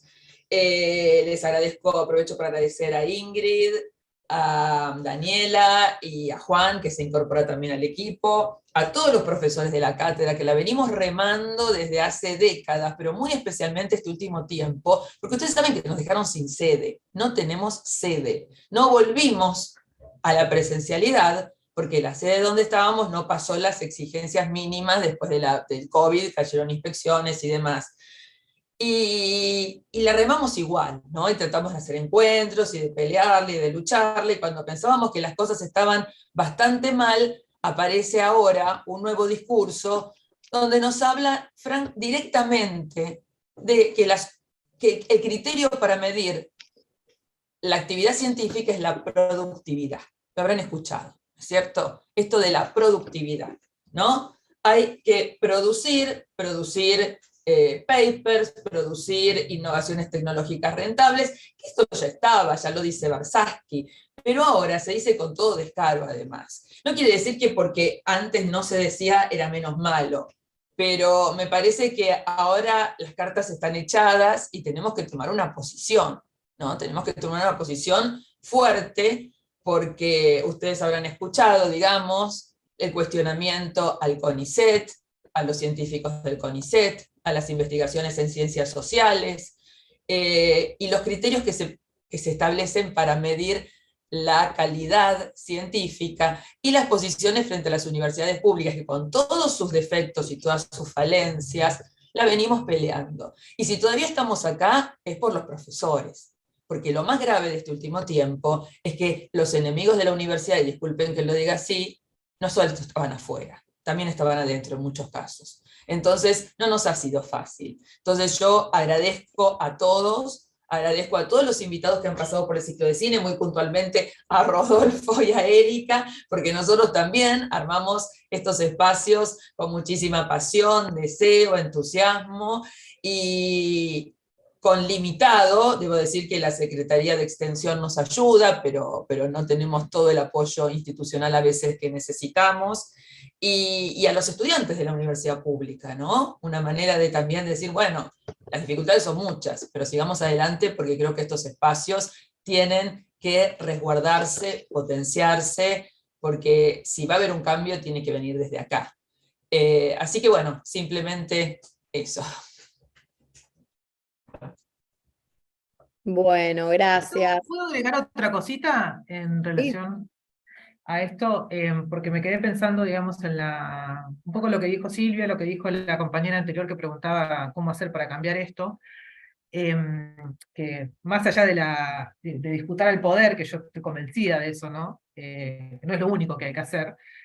Otro tip que me parece importante y que tiene que ver con el contexto actual es, y esto lo puede hacer cualquiera que hace ciencia, digamos, ya sea que está estudiando, recién recibido, se está iniciando la carrera de investigador, etcétera, que es trabajar en el tema de la comunicación de lo que hacemos. Pueden hacer un ejercicio personal.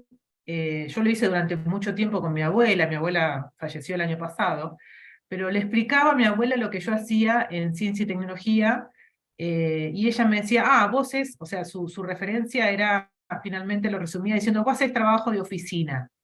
O sea, no era capaz de poder explicarle lo que hacía en gestión de la tecnología. Yo tenía un problema de lenguaje, que lo tenemos varios. Entonces eso les digo, se los recomiendo, explíquenle ustedes lo que hacen a sus familiares, a sus amigos, a sus primos. Che, yo hago esto, a ver quién los entiende. Hay mucha gente que no los va a entender. Entonces, eso es una primera cosa a trabajar. O sea, en un lenguaje común que pueda entender toda la gente que no se dedica a esto, porque no todo el mundo está formado en ciencia y tecnología y no tiene por qué estar formado para entender de qué se trata y para qué sirve a nuestra sociedad, que era uno de los planteos de Barzani. En el marco de la pandemia hubo un grupo de la Universidad de La Plata que me interpeló, digamos, muy bien, diciendo, che, ¿era necesario atravesar una pandemia para que nos pongamos a explicar para qué sirve nuestra ciencia y tecnología? Y un poco está pasando lo mismo ahora, ¿no? Con el avance de la derecha cuestionando de que la ciencia y la tecnología no sirve para nada. Entonces, bueno, la misma de siempre, la derecha siempre dice que hay que vincularla al sector productivo, bueno, pero hay un cuestionamiento fuerte ahora, ¿no? Bueno, esta movilización que se hizo al Polo Científico y Tecnológico hace muy poco tiempo tiene que ver con una especie de respuesta a los ataques que estamos recibiendo desde la derecha sobre el para qué serviría la ciencia y la tecnología en nuestro país. Vuelve la misma pregunta, ¿tenemos que esperar que nos ataque la derecha para salir a explicar lo que hacemos? Y no, hay que salir de esa lógica endogámica antes y hay que trabajar en un lenguaje común antes. Entonces, yo les propongo eso, que explíquenle a gente que no está formada en ciencia y tecnología lo que ustedes hacen, a ver si los entienden. Y si no los entienden, trabajen para llegar a un lenguaje común. Si no, va a ser muy difícil defender esto entre gente, digo, que no son pares.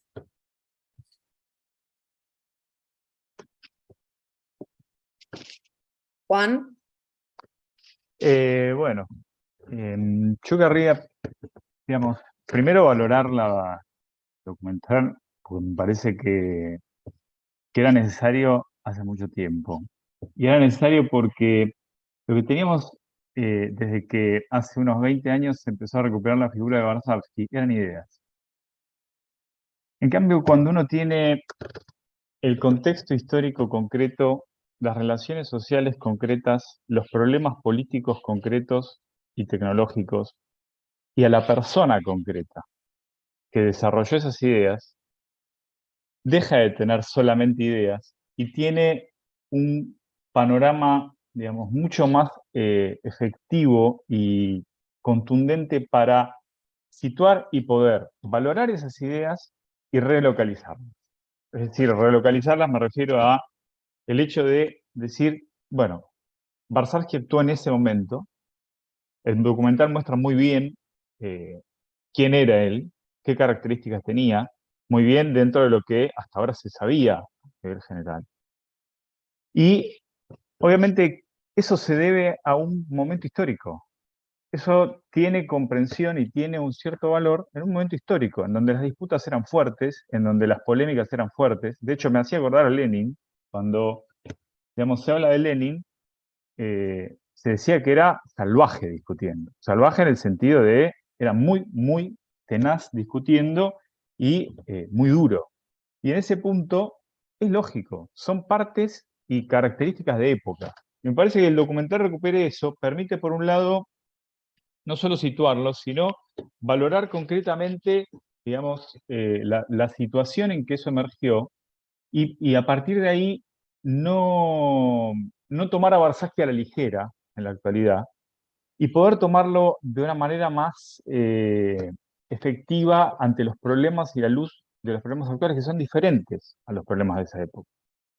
Otra cosa que me llamó del documental, que me pareció muy interesante, es que muchos de los compañeros y compañeras de Warshawski, que ahí yo con Erika no disiento para nada, de acuerdo en que obviamente faltan mujeres, siempre faltaron mujeres en los, digamos, desde que prácticamente existe el Estado, por lo menos, y en el capitalismo seguro, pero eso puede deberse no a la falencia del director, sino a la falencia del propio régimen social, que a esas mujeres les da un papel, producto de la opresión de género, un papel más relegado, y que por lo tanto tenían menos contacto y acceso a la ciencia y a la tecnología. No conozco los datos, pero estimo que el acceso, como hoy en día también, digamos, sucede para una mujer acceder a ciencia y tecnología, es mayor en su costo. Volviendo al tema, hay algo que es fundamental, que lo mencionaron recién Eric y Silvia, que es el hecho de que hoy en día la ciencia está absolutamente colonizada en su utilidad, en el problema de su utilidad, respecto de su subsunción al valor de uso. La ciencia es útil en tanto y en cuanto sea revestida y adquiera la forma de un valor de uso, de un valor de cambio, perdón. En tanto adquiere un valor de mercado, la ciencia es útil. Y hay una cuestión importante que hoy en día, ante el cambio contextual, fijémonos que muchos de los compañeros y compañeras de Warshawski hoy en día decían es imposible lo que Warshawski planteaba en ese momento. Sin embargo, esto lo digo como un halo de, como una vía de intervención y de expectativa positiva a futuro, sucede algo que no sucedía en la época de Warshawski, que es el hecho de que la gente, y cuando digo la gente digo el mal llamado público lego, es decir, la masa, sectores, digamos, de la población que se agrupan en pos de intervenir en la producción de ciencia, las madres de pueblos fumigados, los asambleístas de la asamblea de Hachal no se tocan y otras asambleas, digamos, en contra de la minería, y otros sectores, digamos, de la población, se agrupan y se organizan e intervienen en ciencia, y en los años 70, si bien la politización y la mayor parte de, digamos, la intervención política era masiva, digamos, comparada a la actual, el interés por la relación y el vínculo de ciencia política era inferior. Es decir, ciencia hacían los científicos. Y Warshawski era un científico que hacía ciencia junto con otros científicos que estaban politizados y estaban interesados en hacer ciencia.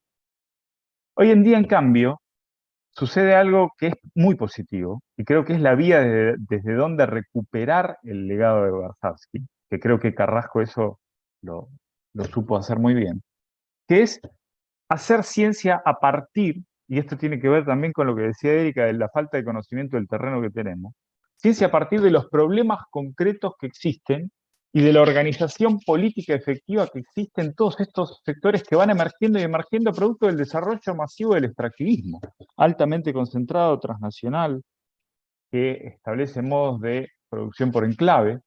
Y en ese punto, el vínculo con estos sectores me parece una clave, digamos, para repolitizar la ciencia y sacar a la ciencia de una encerrona en la que está, porque no es que el candidato, digamos, tal o cual cuestiona la ciencia y dice hay que cerrar el CONICET de la nada, pues es un loquito que se le ocurre a él.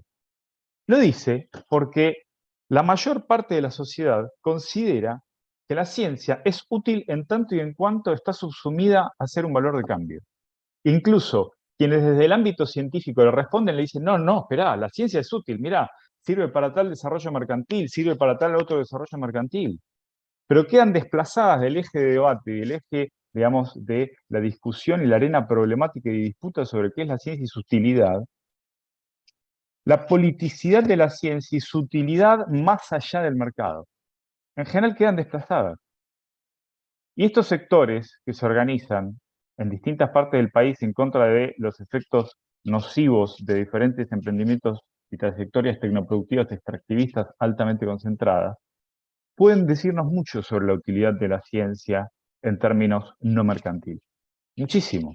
Y hay muchísimo que hacer Y otra cosa que me parece que el documental muestra, que es muy valioso, es el hecho de que la política del científico, de parte del científico, es una perspectiva reflexiva. Y es una perspectiva reflexiva al punto de que Warshawski llegó a ser un epistemólogo y un sociólogo de la ciencia de vanguardia. En el sentido siguiente, yo les puedo enumerar por lo menos 8 puntos que hoy en día son ejes de la investigación en el campo CTS, o sea, de la sociología de la ciencia, que Warshawski los había tratado. La cuestión de las políticas científicas, en primer lugar, que obviamente ya Carrera, digamos, Sábato, estaban presentes ahí, pero que en ese momento no estaba muy desarrollado a nivel internacional, salvo por Salomón, Bell, Sola Price, Merton. La división internacional del trabajo científico es algo que hoy Pablo Kramer, digamos, Eve Suri y otros investigadores están desarrollando ya hace años a nivel analítico. Warshawski lo había desarrollado sin tanto dato, pero ya lo había desarrollado e introducido como problema teórico. La cuestión de la relación de la verdad con el poder político, que es algo que Bourdieu desarrolló en los 60 y después ya más en la actualidad, es algo que Warshawski pone en cuestión desde un punto de vista estrictamente político. La cuestión de la ciencia en relación a la innovación en una visión que rompe con el modelo lineal. La cuestión de la utilidad social de la ciencia, su relación con la producción de la ciencia como algo no lineal y además su carácter problemático, el carácter problemático de la ciencia, que es algo que muchos científicos sociales de la ciencia hoy en día tienen como eje de su trabajo. El carácter problemático, digamos, de la ciencia en este sentido, la cuestión de la organización de las carreras científicas. ¿Qué estamos organizando? ¿Cómo las financiamos? ¿Hacia dónde van? ¿Qué recursos humanos formamos y hacia qué? ¿Qué dirección tienen? Y por último, el modo de evaluación como gran organizador de la carrera científica, que es otro modo de erguir monopolios y hacer la ciencia vacía de contenido. Todos esos temas son temas que hoy en día son ejes del trabajo de la sociología de la ciencia. Warshawski los adelantó todos en 1969, mientras recién se empezaban a discutir las ideas positivistas a partir de Kuhn. Kuhn publicó 7 años antes Estructura de las Revoluciones Científicas y 7 años después, o sea, al mismo tiempo que Ciencia Política y Cientificismo, la postdata. Y Warshawski estaba desde un país periférico, ¿sí?, haciendo ciencia, o sea, en términos epistemológicos y sociológicos, de vanguardia. ¿Y desde dónde la hacía? No desde la academia, desde la política. Y lo último que quiero decir es la política nos sirve, o sea, muestra muy bien, y creo que eso el documental también lo recupera muy bien y lo muestra, y que es otra gran virtud del documental, que la política es una vía de reflexión privilegiada a nivel analítico, no solamente de la propia cualidad del científico y de la propia posibilidad del científico de vincularse a los sectores que hoy en día efectivamente están estableciendo y tematizando problemas públicos en torno a la ciencia, y que nos dan un mapa de qué características tiene el terreno problemático hoy para hacer ciencia y política, sino que el hecho de que la ciencia es una perspectiva, la política, digamos, hecha por científicos, es una perspectiva privilegiada a nivel analítico, es decir, para comprender el carácter de la ciencia, porque además de que Warshawski adelantó estos 8 puntos, los trató todos juntos. Hoy en día es muy difícil si uno va a discutir con un epistemólogo o un sociólogo de la ciencia o un historiador de la ciencia que aborde estas cuestiones de manera integrada. Que las aborde ya es un mérito, pero que las aborde de manera integrada ya es difícil.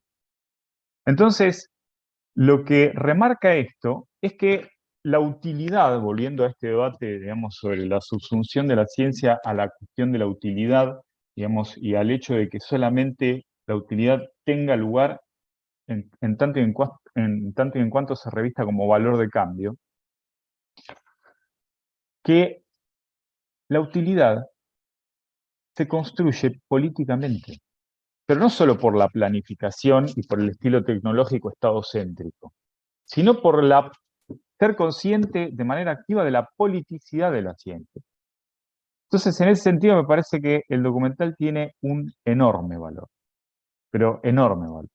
Una cosita más que cabría agregar es, respecto de la utilidad, algo que en general en los debates sobre si es útil o no es útil la ciencia no se dijo, es que tanto la ciencia exacta y natural como la ciencia social forma, en términos de utilidad, el trabajo social acumulado de la cultura en general.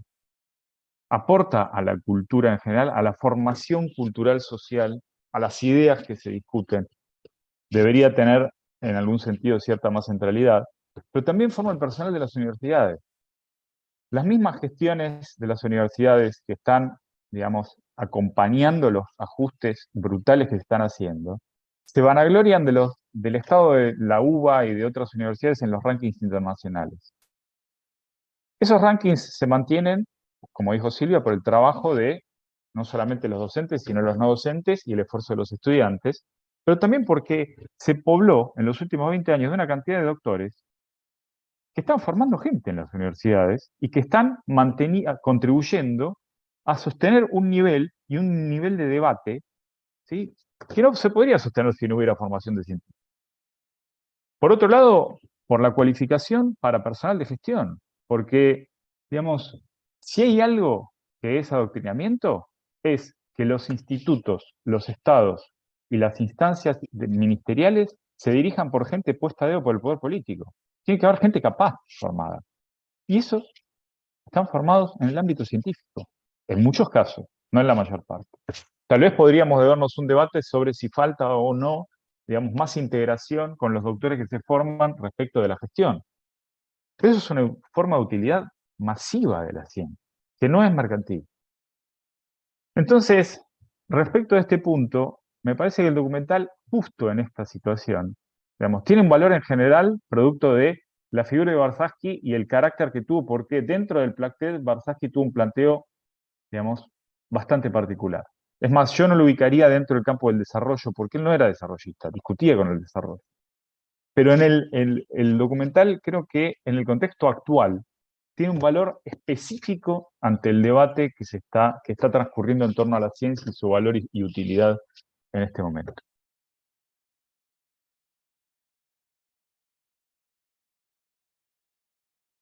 Bueno, Daniela, gracias, Juan. Sí, ¿puedo intervenir Eli.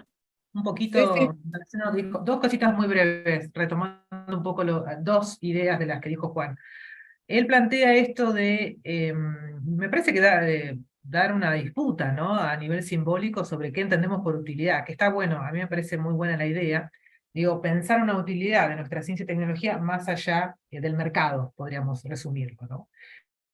Y está bueno porque eso, cómo pensamos la utilidad de la ciencia y la tecnología no deja de ser una construcción social.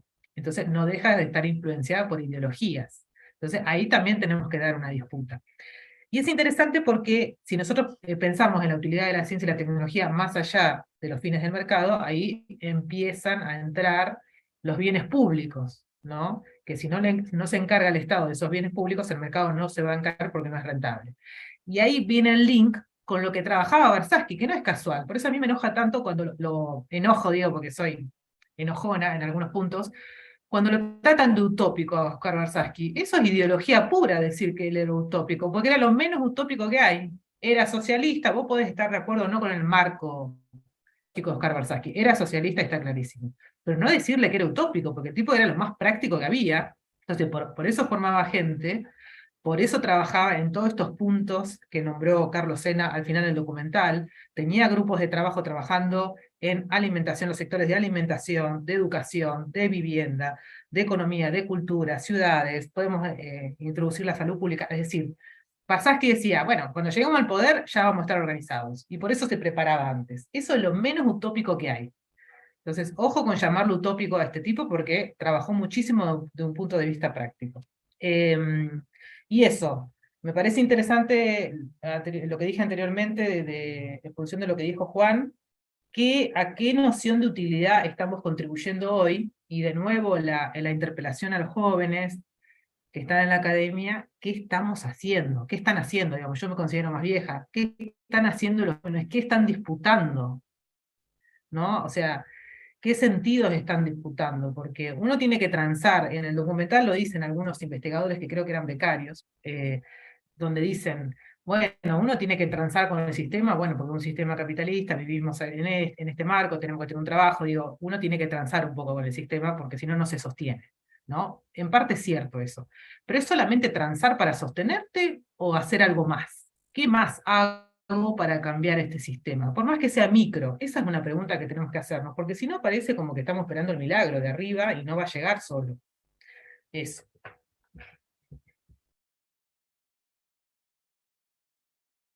Bueno, gracias por los comentarios. Yo voy a agregar muy poquito porque la verdad que mucho de lo que quería plantear lo planteó Juan.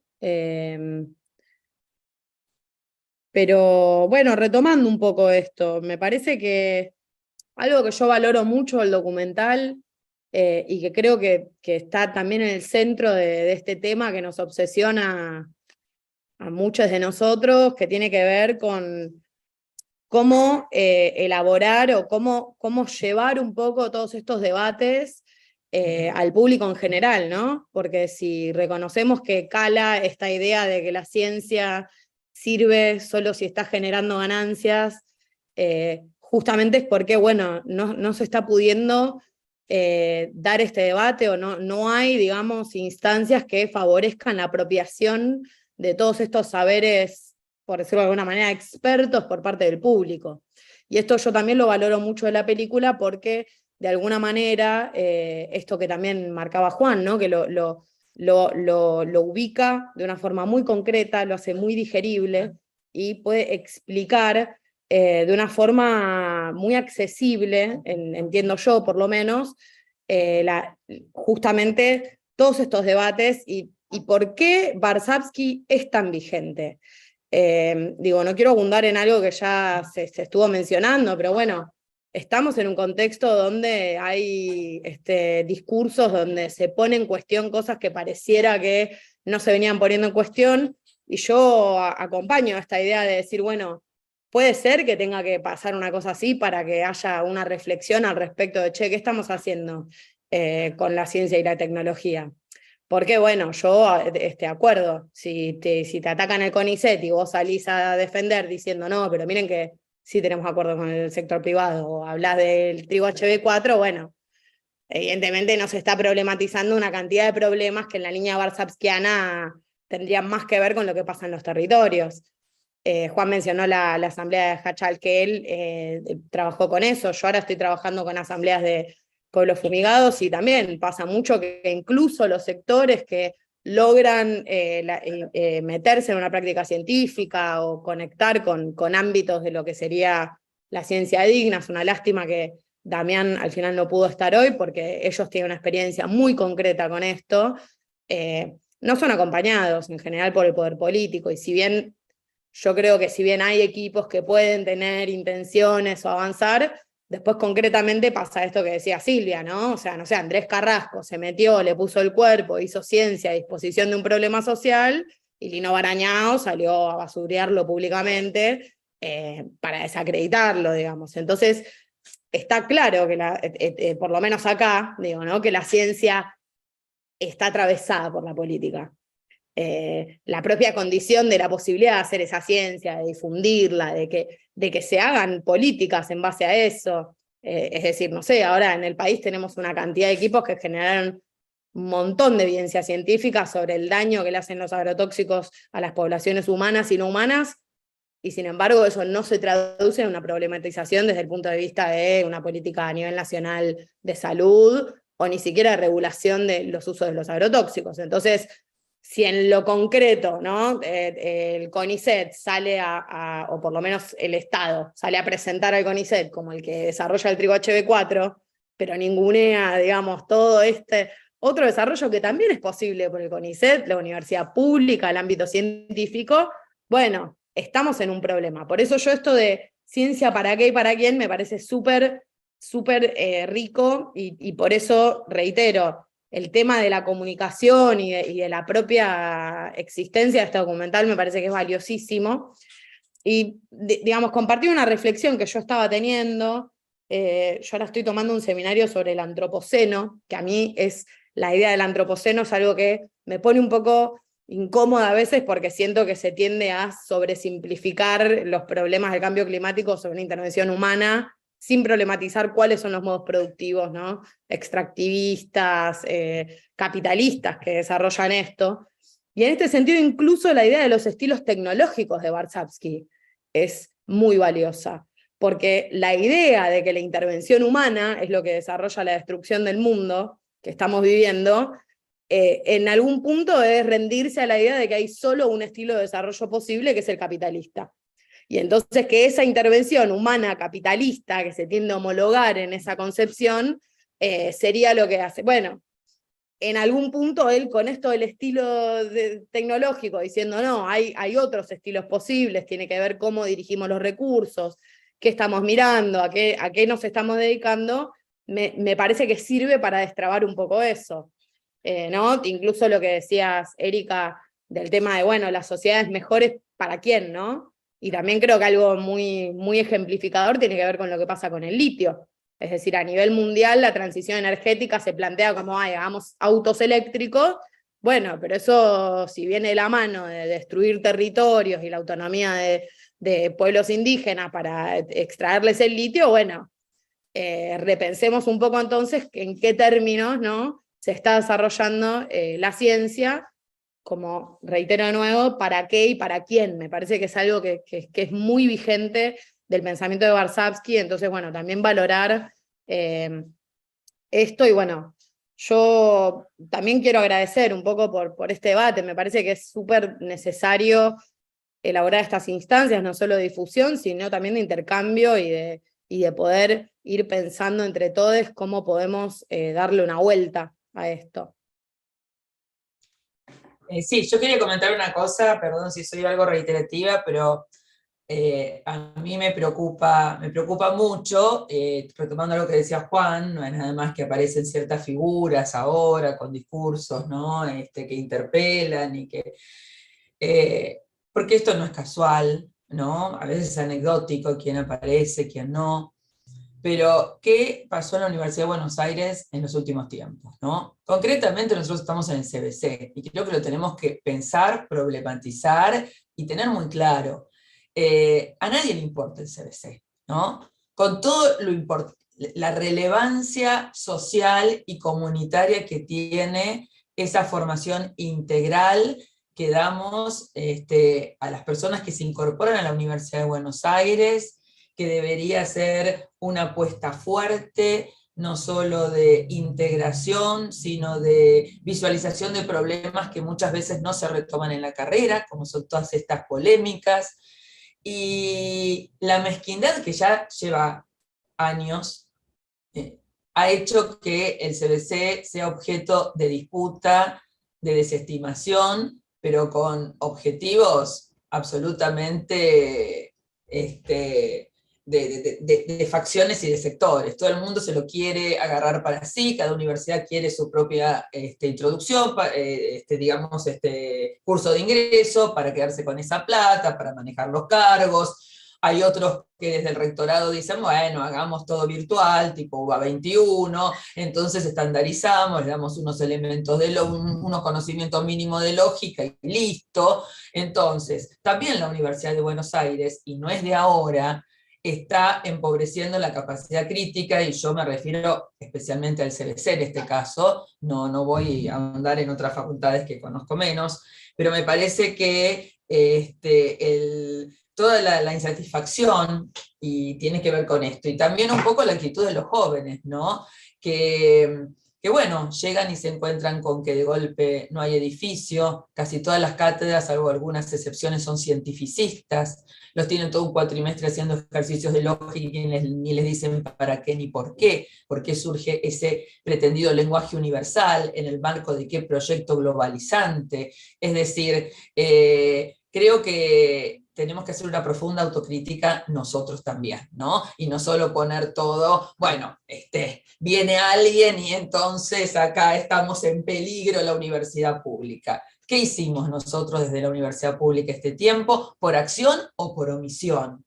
¿No? Porque quizás nosotros resistimos, yo creo que desde nuestra cátedra, y debe haber habido otras cátedras también que resistimos, pero podríamos haber hecho un poco más, podríamos haber hecho más visible esta agresión sistemática contra la universidad pública, y digo concretamente contra el CBC, para que vaya cayendo por su propio peso, digamos, ¿no? Yo siento eso. rigidizar las condiciones de trabajo, bajar los salarios, hacer trabajar más por el mismo dinero, impedir que los profesores puedan hacer de algún modo estas actividades, ¿no?, que nosotros hacemos con tanto entusiasmo, pero que a veces es imposible por el ritmo de trabajo que tenemos. Entonces, nosotros conscientemente desde nuestra cátedra resistimos. Yo a veces me pregunto si hicimos lo suficiente para visibilizar y hacer público lo que estaba pasando en la Universidad de Buenos Aires y concretamente en el CBCM, y lo hago como autocrítica. Bueno, quería decir eso porque está bueno identificar al enemigo externo, pero también miremos un poquito qué pasó con nosotros y nuestras responsabilidades, y reitero, por acción o por omisión. Nosotros somos una cátedra que creo que tenemos muy claras nuestras ideas, como le puede pasar también a todos los profesores, los panelistas, pero podríamos, no lo sé, podríamos haber sido más contundentes, podríamos haber peleado más. Uno siempre tiene que preguntarse eso y tratar de ver, y no solo poner la responsabilidad fuera, aunque obviamente nosotros éramos conscientes del problema. Cuando había muchas personas que desde dentro de la universidad pública se sumaban a cómo soplaba el viento. Así que bueno, sin tratar de poner toda la culpa en los otros, también estar siempre con este ejercicio autorreflexivo y de autovigilancia, ver ético-epistémica, como me gusta decir a mí, y creo que es uno de los legados de Oscar Barsaski y también de Sara Rieti. Bueno, eso. Bueno, gracias, Silvia. Estamos a 10 minutos de las 11. Lo que yo propongo, si quieren, es, si quieren cerrar con algunos comentarios finales, Rodolfo. Si hay alguna pregunta más también del público, todavía tenemos unos minutos, y si no, que los invitados hagan alguna reflexión también. Sí, yo apuesto también justamente al tema de las preguntas. Si alguien tiene alguna cosa más que preguntar, quizás sería valioso. Si no, menciono algo más para cerrar, pero le doy un poquito de chance a eso.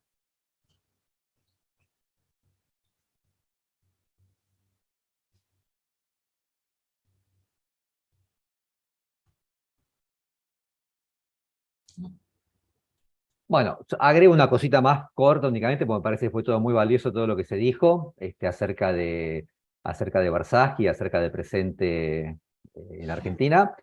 Quizás cerrar un poquito en lo que retomó Erika, porque me parece importante el tema de la utopía, ¿no? Toda la gente con la que hablé, que lo conoció a Barsaski, puedo decir toda o casi toda, me enfatizó que Barsaski buscaba gente creativa. ¿Y en qué sentido creativa? Y potenciar la noción de creatividad. Tenía que ver con eso, ligado con la noción de utopía, indudablemente también, ¿no?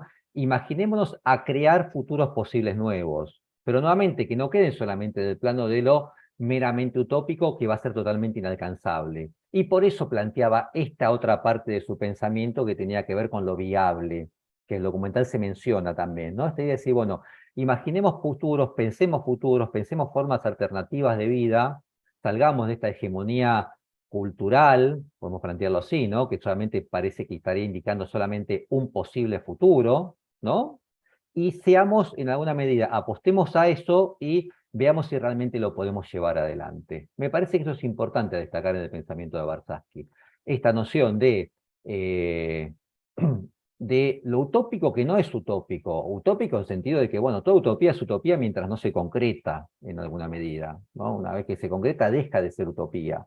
Pero bueno, siempre teniendo en cuenta esto barsaskiano de decir, bueno, tracemos un proyecto, seamos estudiosos, tengamos los pies sobre la tierra. También me parece que Barsaski tenía los pies muy sobre la tierra, ¿no? Acerca de cuál era el presente que estaba viviendo y hacia dónde quería llegar. Pero bueno, nuevamente, teniendo los pies sobre la tierra, planteando alternativas posibles diferentes, y bueno, analizando fundamentalmente eso que definimos como viabilidad, y para Barsaski la viabilidad tenía muchos componentes para trazar la viabilidad.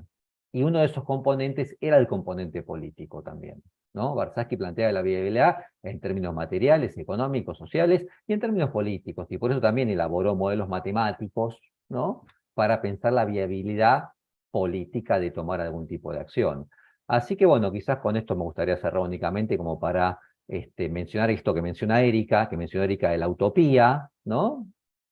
Ligado a esto que la gente que lo conoció a Barsaski mencionó, la noción de creatividad, ¿no? Bueno, seamos creativos para pensar futuros diferentes, para romper una suerte de hegemonía cultural que parece que es que está ahí siempre oprimiendo, ¿no? Bueno, nada más que eso. Agradecer a la cátedra, agradecer a todos los que estuvieron presentes, y bueno, espero que el documental siga generando estos espacios de reflexión. Gracias. Bueno, gracias Rodolfo. Ahí alguien está diciendo que quisiera intervenir. Sí, tratemos de hacerlo breve, así Erika puede también cerrar, pero dale.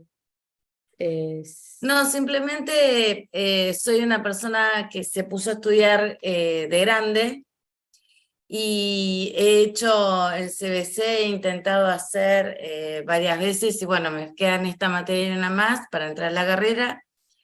Y lo que sí me queda y me quedó muy latente es lo que dijo Juan con respecto a la sociedad de la época de Varsavsky con la actual, que es un poco lo que me da esperanza también más en los jóvenes, no tanto yo ya estudio para otra cosa porque me interesa, pero, no en los pero sí para los jóvenes, porque lo que dice es muy cierto, hoy la sociedad sí se une a ser un grupo donde dice, hay agroquímicos que están haciendo mal, entonces hagamos algo.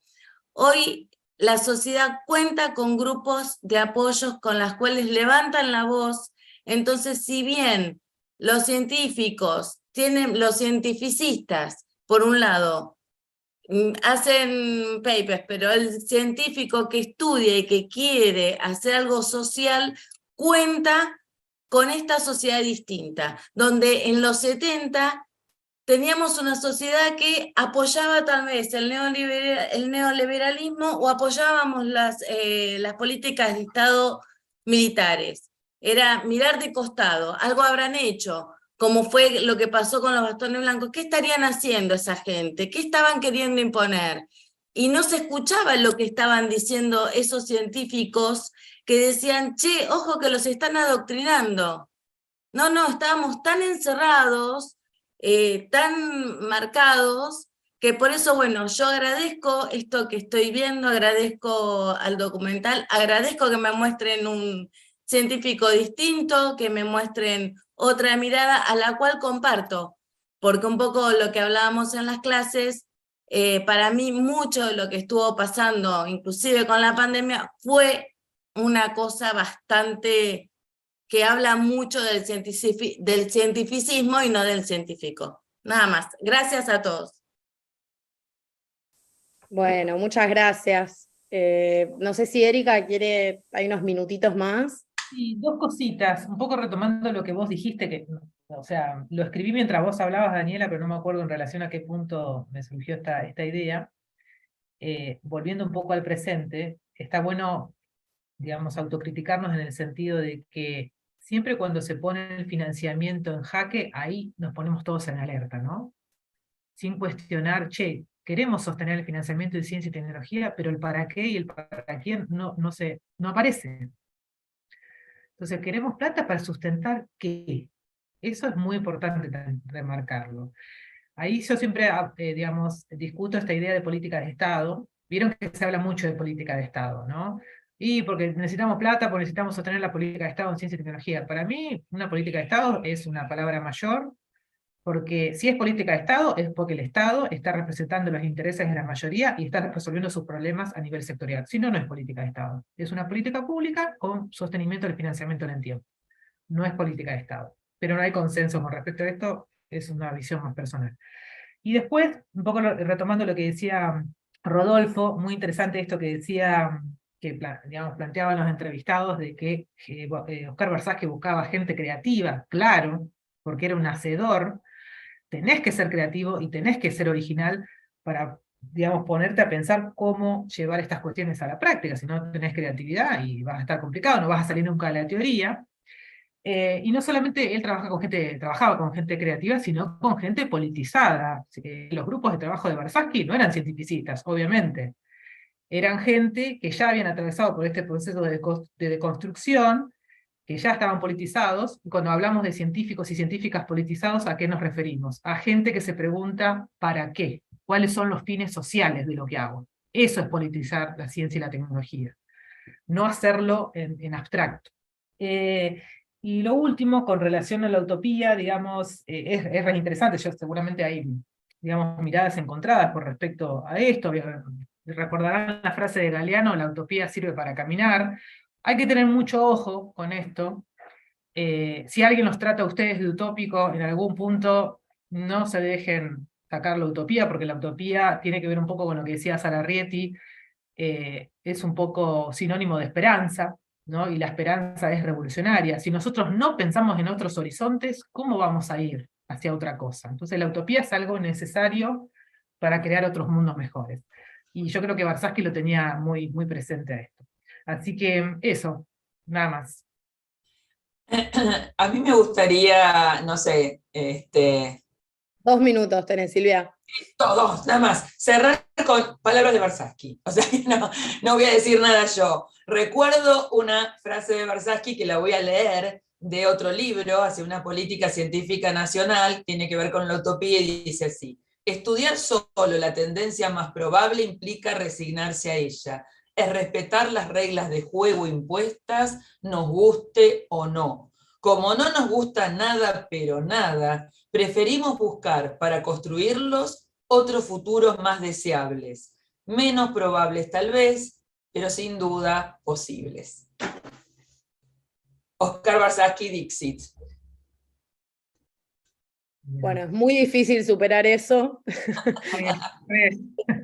Por eso dije mejor que hable Barsaski. Para cerrar, bueno, agradecer nuevamente a Erika, a Rodolfo y a todos los que han asistido acá. Es un lujo contar con este panel y esta peli para poder retomar el ciclo. Y bueno, muchísimas gracias. Espero que todos se lleven algo de acá. Yo por lo menos sé que lo haré. Así que bueno, muchísimas gracias y ya nos vamos a ver nuevamente.